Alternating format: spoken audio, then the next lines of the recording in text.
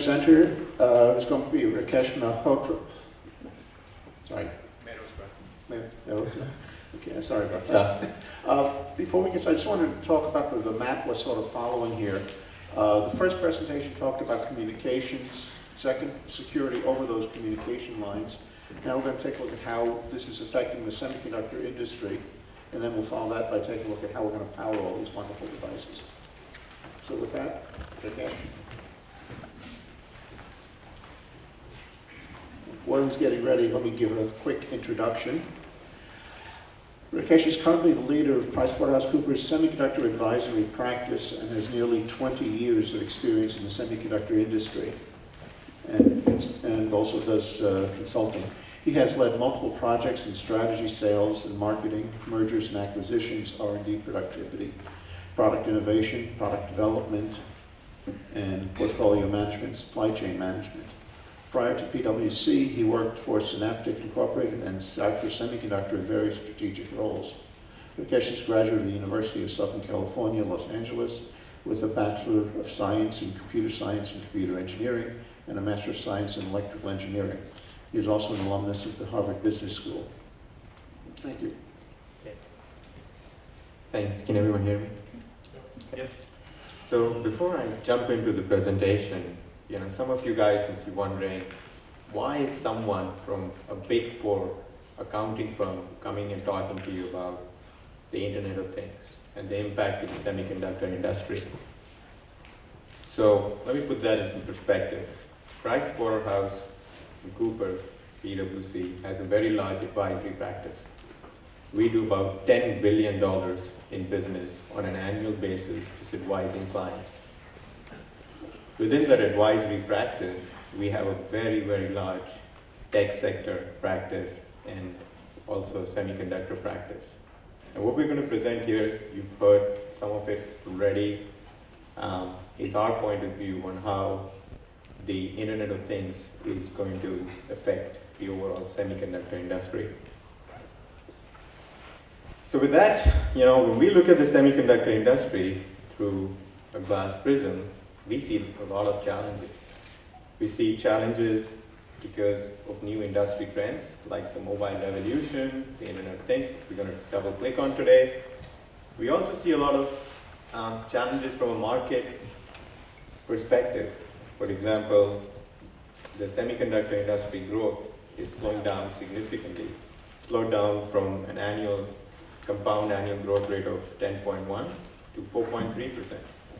And I'm sure everyone here has faced ASP pressures from their customers. Additionally, there are a lot of internal pressures which we see. Whenever we go to a semiconductor client, they're always telling us, we've got to reduce our costs, we've got to reduce our OpEx, we've got to be more efficient, we've got to develop more complex chips, we've got to work with hardware and software working together. So we step back. And when we step back, we look at a very challenging industry. And you guys are living through this every day.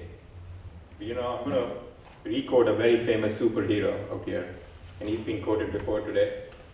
With great challenges brings great opportunities. And there are significantly great opportunities at the moment for the semiconductor industry. The largest one being the Internet of Things. You've heard a lot about it today. Not to be left behind, we have a definition of what we consider the Internet of Things too. We look at it more from a business perspective, right? The way we define it is, it's a collection of opportunities, market and financial, that arise with the connection of everyday objects and the ability of them to send and receive data. Market, the reason we use market is because every day there are new market segments being created. Wearables wasn't a market segment 5 years back. Financial. Why financial? Because this is an opportunity for semiconductor companies to get away from selling these chips and thinking of other potential business models like selling software, like selling subsystems. Right? That's how we look at it. And oh, by the way, the Internet of Things is here. You've seen a lot of examples of them today. We've done our own analysis, and We expect about 50 billion connected devices by 2020. If you look at it, at a high level, you'll think, well, it's all going to be consumers. But if you compare the growth rates are primarily going to be, the highest growth rates are in the energy, retail, construction, and industrial and manufacturing sector. One of the advantages of being in a consulting firm is we get to work with a whole bunch of these folks. And what they're asking us is, gosh, how do we get in on this? How do we work with semiconductor companies, and how do we integrate these technologies into our products and our services? That's the clue, right? Moving forward, if you just think about it, yep, Internet of Things is here, it's in the consumer, home, automotive, but it's becoming more and more prevalent in the energy, retail, healthcare, and life sciences. And as regulations open up, it will move to the industrial, building, security, and public safety. What we've shown here are example application groups, example location, example device things, and it truly sums up what the Internet of Things is. I'll give you a second to stare at this slide, but we are just here. There is tremendous opportunity, and it's all about how do you capitalize on these opportunities and how do you win in these markets on the right. So, in terms of just pure technology, we see even the technology evolving, right?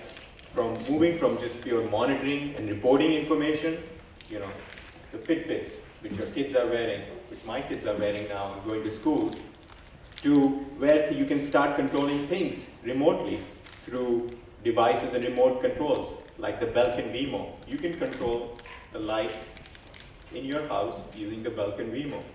And then it's about how devices start talking to each other. Machine-to-machine communication. Right? There was an analogy in the earlier presentation about how you can check into a hotel room, how you can unlock the door. And as a road warrior myself, I love it. Right? But I want it to be even smarter. When I walk into the room, I want the temperature and the light to be set to my preferences. I want it to be at that state. And then the last piece is, so think about it, reporting, controlling, talking, and then what's the last piece? It's learning. Machines learning from each other. Sounds like science fiction, but it's here today. There is a project which we were working in for one of the cities, and they said, hey, we don't want to program the lights anymore, the traffic lights anymore. What we would like you to help us with is we want these lights to learn. We want to put sensors and imagers that capture the flow of traffic, the density of traffic flow, the time of the day, and the light should figure out at what time they turn green, what time they turn red, depending on the day, hour, and keep switching. Imagine that. That's how we see the evolution of the Internet of Things from a technology perspective. Again, the larger plays in the first two buckets, but the real money to be made is on the right-hand side of the slide. Moving forward. So we came up with an Internet of Things ecosystem stack, right? There's the standard sensing, connectivity, computing. You heard about that today. Then there's the intelligent systems and platforms, the networking and cloud. You heard it again earlier. Then there's the applications, connected service, and value-added services. So the way we think about it is we've bucketed it into three categories. The first category being the enablers, the guys providing the foundational technology upon which the IoT platform is built.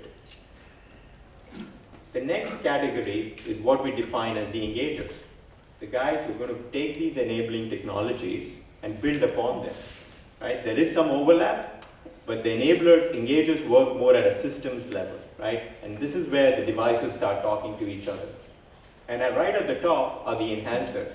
They are the guys who provide the value-added services. Right? Where do semiconductors company play today? Right at the bottom. Who's going to make money? A lot of money. You guys make money, but a lot of money. It's the engagers and the enhancers. So the question, when we look at it from an external perspective is, how do you guys move up there? What do you need to do differently so that it's not a race to the bottom, but actually winning in the top layer of the stack? So again, just double clicking on some of the trends which we see. Computing, yep, MCU sales are going through the roof. But as edge computing takes over, you'll see more of the microprocessor adoption. Connectivity, yep, there's going to be a lot of wired and wireless sales. But our advice is drive towards standards. Right now it feels like there's a standards war going on. NFC, Zigbee, Wi-Fi, Bluetooth, every company has its own agenda. And then the last piece is the sensing. Sensor market has it great. The sensing market is going to grow, and we've seen it with an 18% CAGR just from 2011 to 2016. Right? So in the end, right, here's some consulting advice. How do you win in the IoT market, right? We look at it across 3 dimensions. One being develop an ecosystem strategy, which are not focused across all verticals, but are focused across certain verticals. Define a role and play an active role in setting standards and creating new platforms. And then, one of the things which we see is when we go to semiconductor companies is there's a desire to do everything in-house. If you truly want to win in this market, investigate whom to partner with, and especially up in the stack, so you can monetize it, right? And then build out those IoT capabilities. Remember the example I gave you earlier about the industrial guys, the healthcare industry? They all come to us and ask us, how do we work with them? Can't we just get a simple solution instead of buying a device? Can't we get a subsystem which is easy to use? Right? The other thing is, in terms of developing new products and services, just beyond devices, think about systems, think about subsystems, think about creating an ecosystem around you so that there is stickiness for your devices. Determine ways to close your portfolio gap, right? Is it licensing? What is core versus what is context? What should we acquire? And ensure, again, we talk a lot about security, right? But one of the biggest detriments in the adoption of IoT would be security. People don't want their information to be leaked publicly, right? Washing machines, talking to gas ranges. Really, you want the IoT? And I'm seeing, the Wi-Fi refrigerators. Your washing machine can connect to some other switch in the house. Imagine if someone hacks it. Security is a big concern. And the last piece is, you need to modify your operational strategy. And what we mean by that is, how do you go to market? Is it direct? Is it channel? How do you structure your sales force? What does your supply chain look like? How do you ensure that your supply chain can now fulfill the needs of all these varying markets? And the last piece is design a business model to handle both the large volumes and the greater variety of things. It's really difficult, but I think it's a great opportunity for you guys. Thank you.